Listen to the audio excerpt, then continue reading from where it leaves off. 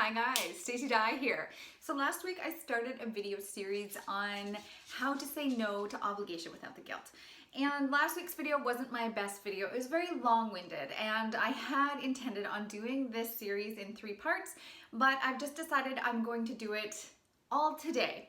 So I'm going to summarize what I had covered last week, just in case you missed it. And if you do want to go into more detail about it, you can check out last week's video here. So the first step to saying no to obligation without the guilt is clarity.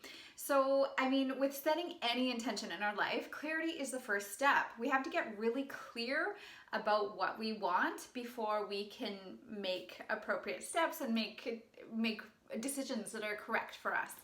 And so with getting clear, what we want to do is get clear about when somebody asks us to do something for them, if we're going to be doing it out of love or obligation. And we want to avoid doing things out of obligation, because when we are doing things out of obligation and we're operating from shoulds, feeling like we should do these things rather than because we really want to, we're falling into the Cancer miasm, which I spoke about a few weeks ago. If you want to check that out, you can check that out here. And so when we're operating out of the Cancer miasm, yeah, we're doing things out of obligation. We're doing things for everybody else rather than doing what really fires us up. And so we do these things because otherwise we feel guilty, or we feel like we're a bad person, or we feel like we're selfish if we're not doing them. So, and I'm going to talk a bit more about that later. But so when someone asks you to do something, you really need to get clear. If I say yes to this, am I going to be doing it out of obligation or out of love? And sometimes it's a really fine line between those two. And a lot of times what we need to do is take some time to get clear. And so the first step would be to give yourself permission to take some time. So if someone asks you to do something and you're not really sure in that moment if you'd be doing it out of obligation or love, just ask them, can I get back to you on that? And that's okay.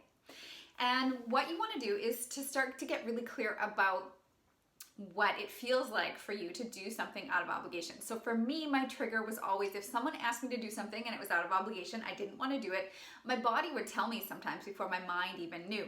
And so for me, it felt like someone sucking energy out of my chest. For some people, it feels like a heavy feeling. When somebody asks you to do something, if it feels heavy or not good, then it's, it's pretty clear that you don't want to do that. Another great indicator is if you hear yourself saying, I should do that. Shoulds are usually out of obligation. Okay, so try and say no to the shoulds, because it's a pretty good indication that if you said yes to it, you'd be doing it out of obligation. Okay, so step 1 is to get clear. Get clear about when you're doing things out of obligation and when you're doing things out of love, and try and identify what it feels like in your body, because that will sort of be your trigger. Because like I said, initially your mind doesn't always know. Your body will tell you before your mind does. But also give yourself that permission to take the time you need to get clear. All right? So step 2 is all about confidence. Having the confidence to say no and not feel guilty about it. Okay, so this step is going to be key with regards to saying no without the guilt. And it's going to take a spiritual perspective as well. All right, so if you're not spiritually inclined, this may not be for you, but if you are, then this is completely doable. With regards to doing things out of obligation, it's time for a new paradigm. I mean, there's nothing worse than somebody you really care about asking you to do something and you just really don't want to do it. And so either you say no and you struggle with the guilt and you think, oh, I should have just said yes. It would have been easier. But then when you say yes, then it drains your energy and sometimes it creates resentment. And when we do that over and over and over again, we aren't saving our energy for the things that really fire us up, the things that inspire us, and the things that we're meant to be doing. So if somebody has asked you to do something and you've already gotten clear that if you did it, you'd be doing it out of obligation, then look at it as if if you did this thing that this person asked you to do, then you are not the best person to do it. And by accepting and saying, yes, I'll do this for you, then you could be blocking someone who's better suited from doing this, or someone who really wants to do this from doing it, or from some situation to unfold that's meant to unfold, something that we can't foresee. So, you know, I always was struck by this example. I was reading this spiritual sort of self-help book years and years ago when I used to devour them. And I can't remember which one it was, but he had told the story about how he had his son, I think it was, living in one of his rental properties with his girlfriend. And they were both drug addicts and they weren't paying their rent. And, you know, he finally had to kick them out basically and set that boundary and say, no, you cannot live here anymore. And, you know, his son was saying, well, if you kick me out, I'll be on the streets and blah, blah, blah. And so obviously he struggled with that decision initially. And then once he said, no, you cannot continue to live here, his son was really upset about it and they didn't speak for a year. And when they saw each other again a year later, he ran into him, I think, at a coffee shop.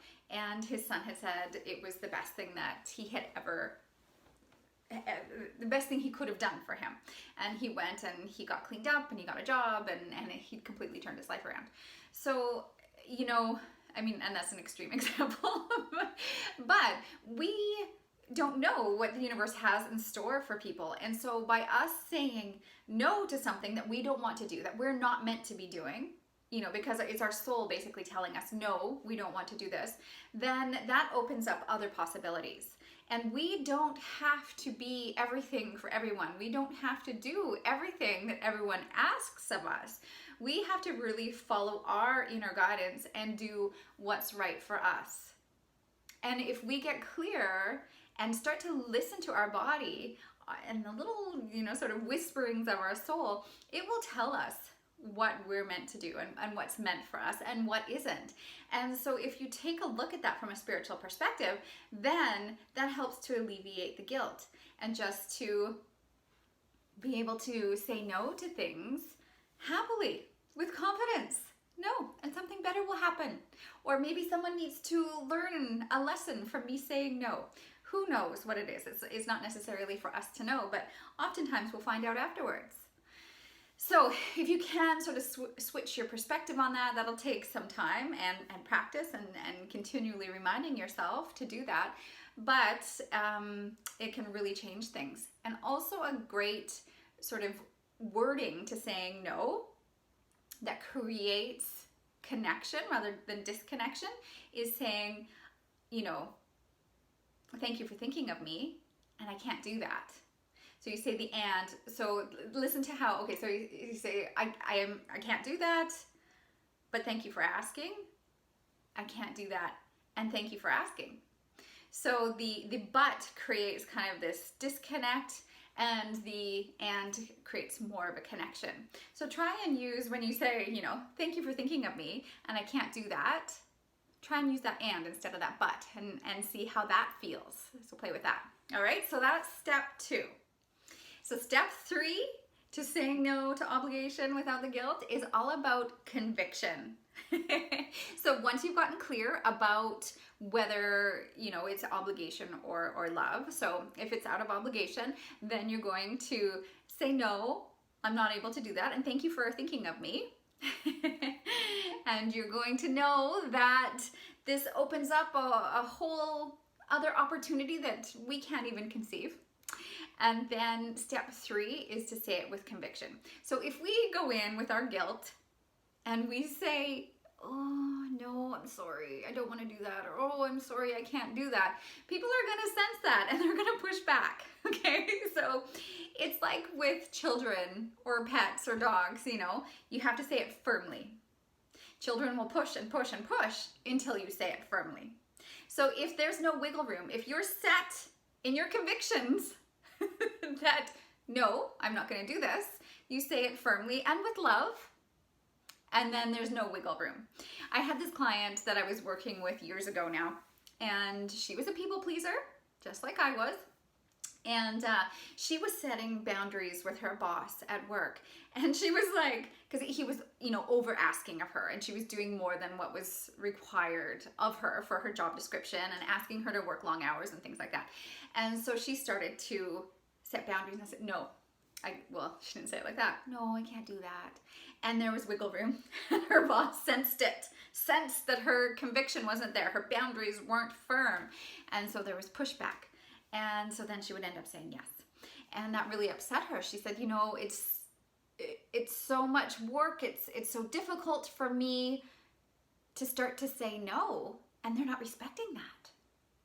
They're pushing back. Well, yes, you've got to say it with conviction. You've got to say it firmly the way you would with your dog or your child.